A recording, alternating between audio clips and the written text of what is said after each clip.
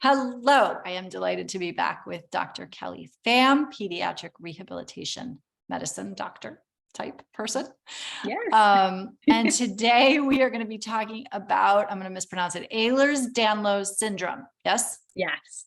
Okay. In particular, hypermobile Ehlers Danlos Syndrome. So there's a whole broad spectrum of disorders underneath that umbrella. Okay, perfect.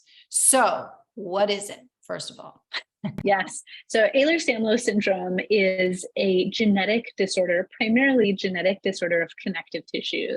And so it affects many different areas of your body. The area that I focus on is the musculoskeletal system. So your joints, your tendons, your cartilage, and that connective tissue and how that impacts your musculoskeletal system, because that impacts your day-to-day activities, your ability to get around your environment, your ability to participate in things that you want to be able to do. There are other things that it impacts. So depending on the type of Ehlers-Danlos syndrome or the sort of category, some people have cardiac issues and other sorts of medical issues, which are things that I don't manage, but things that certainly we screen for or refer out for screening for in that case. But hypermobile Ehlers-Danlos is a little bit different in that oftentimes it doesn't have those other manifestations. So it doesn't have they don't have the cardiac issues that someone with Ehlers-Danlos syndrome does. Hypermobile Ehlers-Danlos syndrome and this sort of overarching group of hypermobility disorders is a little bit different and somewhat separate, yet somewhat related to Ehlers-Danlos syndrome. And we're somewhere off left of center here in Yes. some ways, right? Because I want to ask you this because I really don't know. And I told you before we started recording, this is of interest to me and I know almost nothing about it. Are there people who dispute the existence of this collection of symptoms / syndrome, or is it pretty well established? I would say it's relatively new. So my guess is that yes, whenever anything is new, there are probably people who are suspicious of it and maybe non-believers, but it's certainly documented in the literature and the research, this sort of category of hypermobile disorders. Okay. And if you have a hypermobility, let's even stay away from disorder, because how might that affect you? So I just want to back up. We have our skeletal system, that's the bones. And then we have everything that kind of hangs off of that and attaches to it, right? And so what we're describing here, EDS, because we don't want to keep saying Ehlers, Danlos, blah, blah, blah, is, right, is a problem or a potential problem. It's a way of describing how you, as you said, the muscles and the tendons, how they're wired to each other and to our bones. Is that right? Yes. Okay. Yes, exactly.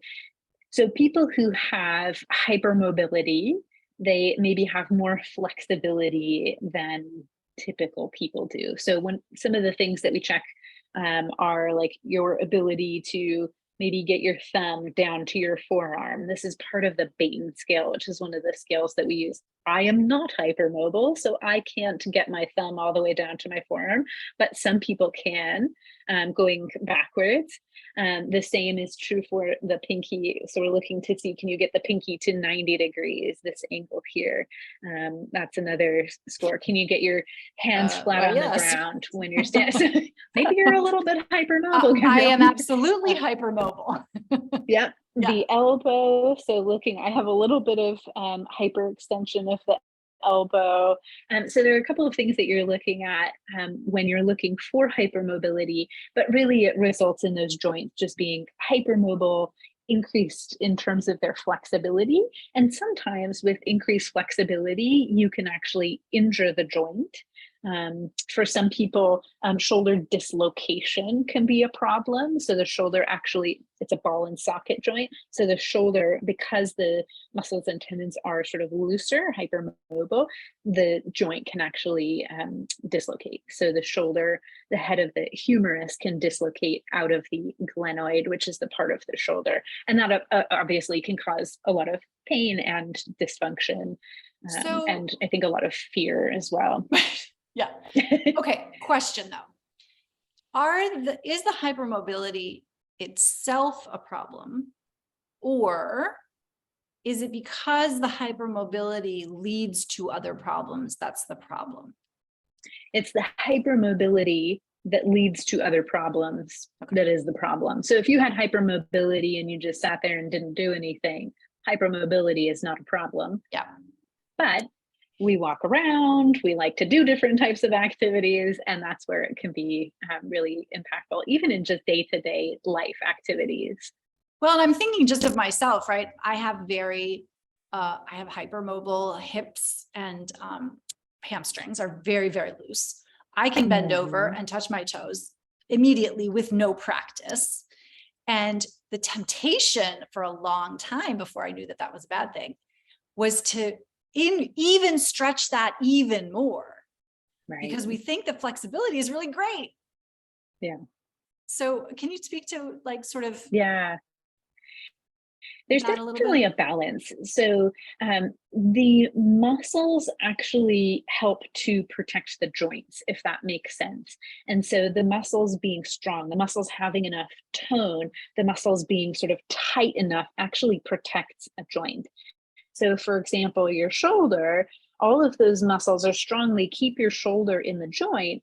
But if, for example, someone who has a stroke, some of those muscles might be weak. Sometimes the shoulder, the head of the humerus, this arm bone, can sort of come down and can come out of the joint. And that can theoretically be painful. In people who have hypermobility, the joint, the head of the humerus may not stay there, in which case that can cause problems with the joint itself, and it can cause pain. You mentioned tone. Lots of the kids who come to speech therapy, to occupational therapy, young kids that we see here at SpeechKids and over at Raising Orchid Kids as well, they're coming with low tone. Is that the same, different, related, not related to what we're talking about? Different and unrelated. So tone is just resistance to passive range of motion, and it's resistance that's provided by a muscle. So we all have tone, we have muscle tone. Some people have high muscle tone, hypertonia. Some people have low muscle tone or hypotonia. And so when you range or move a joint, you can feel whether there's sort of a typical amount of resistance, whether there's more resistance or there's less resistance. And that is actually coming from the brain. So hypotonia or low muscle tone comes from an issue in the brain typically, and not an issue with the musculoskeletal system. So different causes for those two.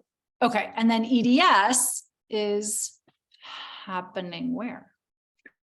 So it's an issue with it's an issue with the connective tissue. Right. And so it's at the level of the muscle and the tendon. Okay. And so, okay, what are some of the things that happen? Let's keep it to pediatrics. Like, first of all, does EDS travel with other things, or does it show up on its own? So it sort of depends where you are on that spectrum. I think a lot of people who have hypermobile EDS have other medical issues. There's actually research that shows that it can impact your gut and how you're sort of moving things through your gut. So you eat food and it moves through. And so it can impact your GI system. It can impact your nervous system in some ways. We call it your autonomic nervous system, which controls things like your heart rate. And so there are lots of other things that can be involved. The other thing that's really important to acknowledge is that when you have something that can result in such impairments in function and pain and lots of other medical issues, a lot of people end up having issues with depression and anxiety because it has such an impact on your day-to-day life. It has such an impact on your basic skills, such as getting up and going to work, not to mention all of those things to be doing. You may want to be active, and it will impact or can impact those things as well. So it's really sort of it's global how it impacts your body. And I think we're still really learning about all these different ways that hypermobile EDS impacts different organ systems in your body. Right. So you mentioned GI in particular, which is of interest again for the littles, because a lot of kids have reflux. And so I don't know if you know, but like, how is that related? Is that related? Again, I'm kind of like, Well, I mean, in little kids, when you think about like infants having reflux, I think those, I wouldn't assume that that's hypermobile EDS. I think that it's a constellation of symptoms. And for diagnosis, you need to have the hypermobility aspect of it. And so there are plenty of people and children who have gastroesophageal reflux who don't have hypermobile EDS. But watching for in someone who you know or think may have hypermobile EDS, asking about those other systems can be really important so that you can identify them and treat them. Or vice versa. No, because sometimes what we're doing, particularly in early childhood, we're like really siloing diagnoses. And we maybe need to be opening it up and looking more broadly. And sometimes we don't. Like, again, we're not. I feel like part of these conversations that I'm having here with experts is about like what we do for a living when we see it. And so I never want to be in the business of like, everybody's got this or everybody's got that. Right. But so we just want to be really clear. We're talking about like a specific subset of people, but again, like when we're talking about a collection of symptoms or a syndrome, then we do have to look kind of broadly at function and what's happening. Absolutely. I do think it's important to look at the big picture and the whole person when we're thinking about a diagnosis. Do you have, I'm putting you a little bit on the spot, so I want you to say, I don't know if you don't. I'm part of like a separate group that I mentioned last time we talked, that's kind of looking at neurodiversity, ADHD, autism, mental illnesses, that kind of thing. So brain-based disorders, if you will, that and examining the connection to a hypermobile EDS. What do you know or not know or feel or not feel about that? So I've not seen anything in the literature, in the research on that sort of connection, but it certainly doesn't mean that there is no connection. I think if anything, what we're learning about hypermobile EDS is that it really impacts so many different organ systems in the body, and we don't know enough about it yet. So is it possible? Sure. Is it something that's been studied yet? I don't think so, to my knowledge, from what I've seen in the research. So a lot of these disorders that are, relatively new or newly defined, not that they've not existed, but we're defining them now. We just don't really have the research to know everything about them. It's so interesting. It makes me think of the elephant. Do you know the story about the 5 mice who are each looking at a part of the elephant, and one of them is looking at the tail and the other one is looking at the trunk and the other one is looking at the foot, and they're each describing something totally different. And it's not until you step back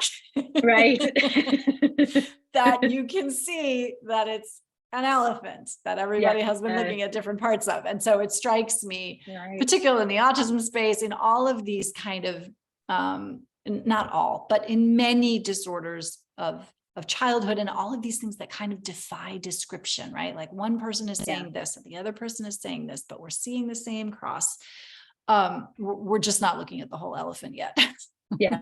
Yeah. No, I think you're right. And I think sometimes it takes, a new person to sort of step back and read all the different pieces and see, like, does this look like something that can sort of tie everything together? So yeah, I think that's really valuable. So if I know that I am hypermobile, or I know that my child is hypermobile, because we've got, like, certainly I've got kids in my practice who can, like, do a split with no problem, or who dislocate their bone, just looking at the tree. What's the do there? Like, what are we supposed to do about that? Well, I think it's interesting that you asked that question, because certainly there are people who are hypermobile who don't have any sort of functional deficits related to it. And I don't know if it makes sense to say, oh, you look a little bit hypermobile, let's do this evaluation and see if you qualify for this diagnosis, Right. if it doesn't necessarily change management, because then you're really just sort of, I don't know, you're labeling, and it may not necessarily benefit a child. And, Okay, stop. could it potentially do harm? Stop. You are so speaking my language right now. Because why are we going to diagnose for diagnosis sake is basically what you're saying. Yes. Okay. Sorry. I just had to interject. Go ahead. Keep talking. And then if you give this diagnosis, what does it do to that person? What does it do to that child? Does it provide them this mindset that is, oh, I am a person who has hypermobile EDS. I can't do this, I can't do that, or I should do this, or I should watch for that, or, and, some things may be positive, but, it also may cause that person to limit themselves in things that they maybe would otherwise do, or in some ways potentially over medicalize if they're not having any sort of functional or any dysfunction as a result of this hypermobility. Yeah, that's interesting, because it is right. If it's a tool for understanding, like, oh, you did your thumb and you're a little bit hypermobile, like, maybe don't overstretch, maybe don't, maybe pay attention when you're climbing the tree, whatever. If it's that, then that's useful. But if it's right, I am a person who, that gets tricky, doesn't it? Right. Yeah. If we're not dealing with any symptoms, but it could be, I mean, what you're describing, I think, is like, it's something that if we notice, we maybe want to be cognizant of. Yes. Yeah. So there are certain things that you can do if you have hypermobility and it's resulting in dysfunction, or has the potential to result in dysfunction. You can do certain sort of protective things. Like, there may be things that you avoid, or maybe when you're exercising, for example, we often talk about doing isometric exercises. Isometric just means you're not changing the length of the muscle. So for example, if you're doing a bicep curl, instead of doing the lifting and the letting the weight down, you might just hold it. And when you hold the weight, the muscle is just there. You're not moving the joint at all. So you're still able to strengthening the muscle helps theoretically to protect the joint somewhat. And yet you're not putting the joint at risk. So there are different things that we can offer to protect and maybe prevent. But I think there's a fine balance between, diagnosing and preventing issues and, potentially causing problems with the diagnosis. Which is, yes, absolutely true of every diagnosis as far as I'm concerned. Yeah. I love it. Okay. We're going to put your website, which is, just give it to us real quick. Yes, it is www.reachpedsrehab.com. Perfect. And then we'll also put something, I'm sure there's like an Ehlers Danlos Foundation or something like that. We will also put that in the accompanying email and or show notes, so to speak, so that if you want to learn more about EDS, hypermobile EDS, you can do that. Kelly, thank you. Thank you for having me. This was great.